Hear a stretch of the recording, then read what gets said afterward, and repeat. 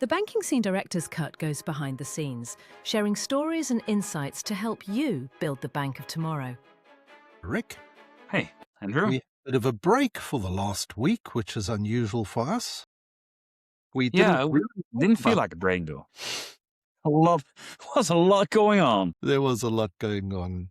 Amsterdam event and roundtables and lots of things Well, going we didn't on. have a roundtable, but we did have the webinar for the first time, like the Agentic AI quiz show, which was a pretty interesting experiment. It was always good to have Chris Skinner with us again. Yeah, it felt a bit like a mix between the banking scene after work and then Fintech Uncut. Kind of a back to the future. Talk about the future in the way we used to do so in the past. It was fun. I enjoyed the format because we had the opportunity for audience participation, which did, of course, mean then that we couldn't share the recording afterwards. But the audience was really engaged, and then that gave Chris and I something else to bounce off with. And then it wasn't just Chris and I arguing with each other. We got the audience arguing as well. Yeah, well, I not think arguing. that was a crucial part of the conversation, that you actually had the opinion of bankers being part of the discussion. It was also a good opportunity for those bankers to get in dialogue with Chris Skinner, which doesn't happen too often either. So I felt it was a pretty good win-win for both. For us to get an understanding of how the industry looks at AI in this case, and for the industry to challenge the thoughts of the people who think And they of know course, the future. this was setting up our next quarter's research before we've even finished this quarter's research. And that's all going to be about agentic AI in banking. And your blog that you've just written had a very provocative title, Agentic AI and the Illusion of Alignment in Banking. And that was based on your insights from the webinar itself, right? In a way, yes. And also a lot of the frustration I get when I read about agentic. Today, everything is agentic. When people have a new product, it has agentic in there. Something that may or may not have been called something completely different in the past. But today we call it an agent. When something is automated, we call it an agent. Even though there are clear definitions about what AI agents are and are not. And I think, well, the people who joined the Banking Scene Conference Amsterdam, they got a book full of insights on agentic from Peter van Hees, our keynote speaker there, including a very clear definition of what agentic actually is. According to Peter. According to Peter. I hasten to say. Yes. Yeah. It's a definition of agentic according to Peter. No, but I think it makes sense. It had to do with the fact that it can reason autonomous. It has a memory, and what was the third one? Proactive. So Proactive. it's autonomous, proactive, and memory. And that's what you expect from an agent. Except in AI agents, too often we mix Gen AI and Agentic AI up a little bit, and that's simply wrong. I think where the title came from is also because most of the conversation was around AI in general in the quiz show, and there, even when we had the question on when did the first AI system appear, instead of just answering it, the smartasses Andrew and Chris would just start discussion about what AI actually means instead of thinking about when it actually occurred. And that to me is very interesting, because that means that you quickly get into an ontological discussion more than a technological one. And if there's no alignment on that, then how can we progress with those evolutions in an efficient and effective way? Well, what I found interesting about Peter's definition of what agentic AI is that prior to Amsterdam, I was doing prep calls with my panelists on the panel From Hype to Impact, what agentic AI really means for banking. And in one of those prep calls that I had with Walter Diel and from Rabobank, so he's AI officer at Rabobank, and I had re-asked him his definition of agentic AI on the panel. so that I can repeat it here. And initially, Walter said his definition that he uses for the board is purposely fuzzy in order to be able to manipulate it, just mold it slightly in order to get budget for projects. However, after hearing Peter's presentation, I then looked at Walter's definition. Now, I'm going to read his definition. It's not as fuzzy as what he positioned it to be. So his He's definition... a mathematician, right? No, this is Walter. No, Walter is, I mean. Yeah, so this is Walter's definition. Agentic AI is a form of generative AI that can autonomously manage and execute entire roles, not just tasks, by setting goals, prioritizing actions, coordinating workflows, and learning from outcomes. So actually, in his definition, he's actually got all three of those. Autonomous, okay? It can act autonomously. Proactive, it sets its own goals. Yeah. And then the memory is learning from its outcomes. So actually, when I revisited Walter's, I thought, actually, it's not nearly as fuzzy as what he thought. No. And it complies with Peter's definition as well. That's why I was picking up on the Peter's definition. And yes, I agree. It's a very... Have you started reading the book already? No, I haven't had a chance to. Yeah, it's been busy, Rick. How many hours were you on the train to London? No, yeah, reading a book is not the right thing there. But it was interesting that on the webinar, we got caught up in what is agentic, what isn't agentic. But it seems that the practitioners have got a fairly clear idea in their heads. It may be that the marketeers and lots of fluff and hype that goes around it and media slaps the agentic label onto everything. And was it Peter who mentioned agent washing at the moment? So there's a lot of agent washing going on in the same way as we've had other things where the agentic label is being slapped on everything. Yeah, absolutely. But another thing that you had spoken about in your blog was the changing roles of people. And that was also something that touched a nerve in the webinar when we posed a question around whether or not agentic was going to have more of an impact and more disruptive than any previous, digitalization or anything like that. And we've seen the press around roles disappearing and things like that. Well, the press isn't that specific yet. They talk about redundancies, and for the redundancies, organizations blame AI. Although it's probably not the whole picture. There's also an economic situation there, and AI is being used as an excuse, maybe more often than not. And I also heard that in a blog from a couple of guys when I came back from the banking scene conference in Amsterdam. I was listening to podcasts by a few guys from the New York, what's the journal? The New Yorker? There's the New Yorker, New York Times. They were also discussing to what extent AI is being used as an excuse for redundancies versus how many of those jobs were actually already at risk because of a building up after COVID, then came the war, more uncertainty, etc. So probably the majority of those jobs would have gone anyway, even without the hype of agentic. But if agentic will fulfill its promise going forward, it will be very interesting to see how, from an organization level, we're going to respond to that. Because indeed, it's not just about simple tasks that are being replaced. Sometimes entire roles, and the roles that remain, they will be remodeled, reshifted, and they will get different responsibilities, different approaches. And where some may think that every once in a while, that's what I was thinking while writing the blog. Sometimes it's just relaxing to have repetitive tasks that don't require a lot of thinking. I'm very curious to see what's going to happen with the human meltdowns when suddenly even more will be about evaluating, controlling, deciding, etc., etc. For a few people, that will not be a problem because jobs will be more challenging. For quite a few, that may be a lot of stress, a lot of additional stress on top of what we see already in a number of burnouts, etc.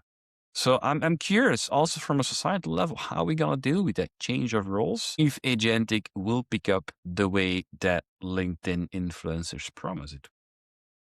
And that was certainly a concern voiced by a few people on our webinar, is that the jobs that are left over, if agentic AI in general and agentic AI in particular, is going to be used and applied to, let's say, those more repetitive, lower level tasks. And that even could be, some detailed analysis that are done by juniors. If all of that work is taken away and what's left is only that high cognitive requirement, the tasks that require more thinking, there were a number of people that said, if you just take, for example, in the fraud world, if your caseload is cleared of all the simple, that's an easy one, and all that you're left with is the ones that are going to take you an hour or two to make a decision, how are you going to be measured on the work that you do? And how are you going to cope with the additional mental load on that? Yeah, and it's still, we'll see how it evolves. In Amsterdam, we heard the middle manager is a job of the future. A few weeks before that, I heard the middle manager will be disrupted soon. We'll see how that agentic takes over the world. As I said, a lot of uncertainty right now. I think the banks are today still mostly looking at efficiency gains, which links back to another blog we haven't discussed yet that you recently wrote about how AI can make things more human again. But press releases seem to demonstrate that is not the direction banks are currently looking at, I'm afraid.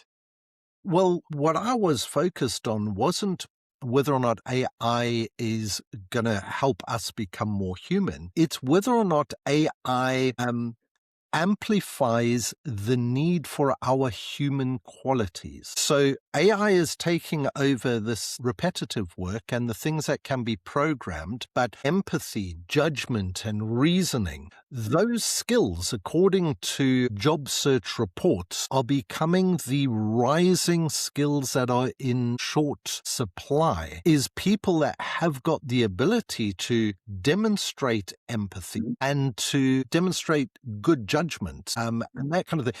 So my thoughts along there was, will we end up, we as humans, by tapping into those qualities that make us human, are our skills actually going to become more valuable in an agentic AI age when all of that process stuff is handled by machines? But there is still the necessity for that human in the loop to make judgment calls at particular stages along the way. Now, will that be forever? Part of the podcast was also to what extent AI is being used right now in the war against Iran, and whether or not it was AI that made the decision to bomb school where hundreds of children died. So those are critical questions that need to be raised today more than tomorrow. And let's only hope that the human remains in the loop. But I remember one of the comments of the podcasters saying, it may not have been the AI that decided, but if AI makes a recommendation, as a human, why shouldn't we believe them? Because they have most of the data, etc. So it becomes easier to take wrong decisions once an AI has endorsed that wrong decision as well, which makes the importance of good evaluation even stronger. And that requires a solid base of knowledge, insights, and gut feeling. And I had made that statement specifically where I said when information is scarce, expertise is often about access to information, knowing the information where you can find it and getting hold of it. But when information becomes abundant via AI, a couple of keystrokes and you've got the information at your fingertips, expertise shifts towards that interpretation. Okay, I've been presented with this information. Now what should I do about it? And I think there's a danger of too early allowing the agents to make those kind of decisions. As you say, just because an AI suggested bombing a school, a human in the loop should have gone, this is wrong. It's morally wrong. It's humanitarianly but sometimes wrong. those decisions need to be taken in a matter of seconds. And if the AI says it's aside from the Iranian Secret Service, they can't make the evaluation sometimes. Eesh, that's a tough one. Yeah, but that's going to be maybe the reality very soon. And if an agent, because the idea of agentic is that they take over entire process, sometimes also decision making. Where do you balance? And that was, so when you're talking about AI is taking a hold of everything, that was a point that I had brought up, was the Financial Conduct Authority, the FCA in the UK, had recently released an article saying the biggest risk of agentic AI systems in banking is when all the agents are working together in an ecosystem and they are all acting on the same signals. And therefore, they all make decisions much faster than humans can, and things can spiral out of control in milliseconds. So that was a concern of unintended consequences. Yeah, where you see it already in practice. If we don't have those breakpoints in there, then the unintended consequence of deploying AI agents is that things can go wrong much faster than they've ever gone wrong in the past. Yeah, there are clear examples already out there. There was the security breach of Meta, thanks to Agentic. I believe McKinsey published all of their insights, the data they had, thanks to an agent. So we see that already in practice, and we can only hope that we'll learn from that to build a more stable future. You see, it keeps evolving over and over and over, and tomorrow may be a completely different world compared to where we are today. Yeah, there's so many ethical questions we can raise that's not part of this conversation. We'll definitely have a conversation about that in Brussels with Joris Kreijer, AI and Ethics Officer of the Volksbank, ASM Bank today, and hopefully a few more people to join a panel on governance, ethics, etc. when it comes to dealing with AI. Because today, I think we are living in a world where technology moves faster than governing technology. While you're talking about Brussels, the panel that I'm looking forward to is a little bit aligned to your blog as well. Rethinking relevance of customer engagement in the age of AI. Edwin Sanders, Tribe Lead Innovation Rabobank, Jonathan Neuburg, Chief Digital and AI Officer Belfius, and Thomas Frieslieben, Chief Business Officer Elmira Community Bank. Yeah, it's going to be an interesting one. That is going to be super interesting because we had actually raised that exact question a number of times in the past of what happens when your customers deploy agents. And and I think the session before that, or one of the sessions before that, may be even more interesting, as it sets the basis for The Way Forward by Rachel Altman, a young, very bright lady that you and I met at Cybos, who will come and talk about the new currency of relevance, behavior, trust, and emotional value in banking. So yeah, a lot of behavioral science before we start digging in technology piece. But yeah, as usual with the banking scene, a very compelling story around rethinking relevance for banking. We had raised the question again on the webinar of when the attendees, when the audience think that customers are going to be deploying their own agents, so therefore the bank's interaction will more be agent to agent as opposed to agent to customer, which is, you've really got to rethink the relevance of your customer engagement strategy when you're now having to engage with agents. And the answers sort of clustered around 2030. Some people said, look, customer agents are already becoming a thing, a little bit out there. Could use ChatGPT, they could use Claude to start doing things. However, the clustering was around 2030, which that's only 4 years away, 3.5 years now, really. You know, Kind of makes sense. You gave the wrong examples. ChatGPT and Claude, they may not be the agents we're looking for, but OpenClaw has been referenced a few times in Amsterdam by the experts as they use it for their own day-to-day things at home. That is something that I should have a deeper look into as well to see what the opportunities are, because that's where you build real agents.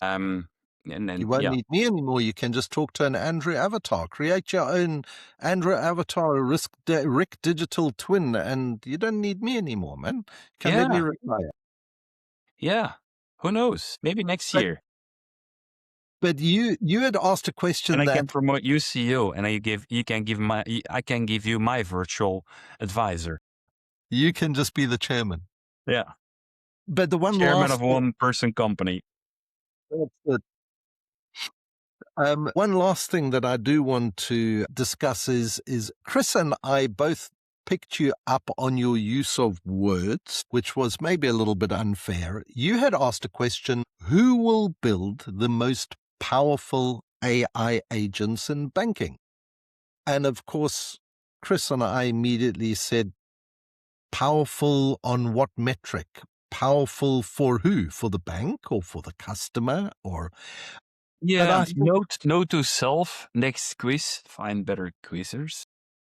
but I think we were just giving you a hard time because most people understood in the audience what you really meant. So who's going to be building the AI that the customers use? And there was a sort of a split there, but for not the reason that most people might think. You know, what was it? 60% thought it was not going to be banks and 40% thought it was going to be banks. Possible, I don't remember.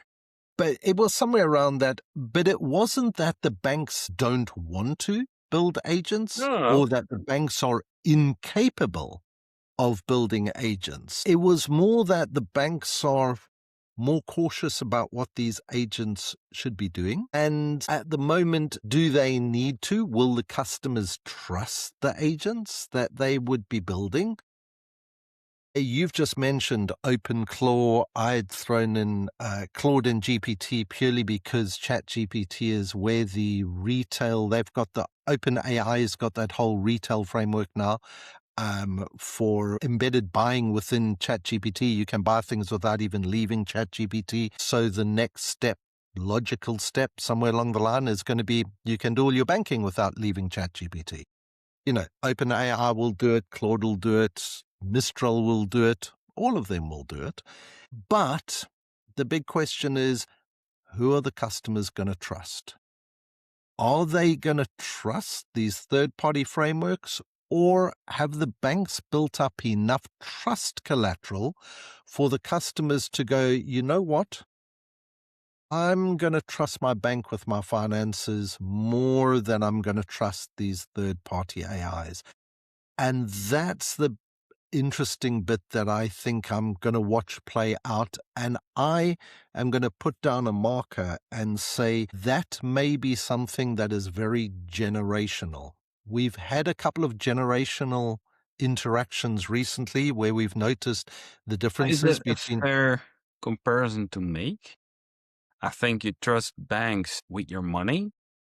Mm-hmm. You can trust other tools with your data. And you have someone else, some other tools who you trust with the evaluation of all of those. So it's not that you trust your bank more than a agent with your financial data. It's about like you have a bank for one thing, you may have an advisor for something else. Just like you see in private banking, you have an agent, you have a bank. That agent is just an intermediary in between. I don't think you need to make it a trade-off. Both will have to work in combination.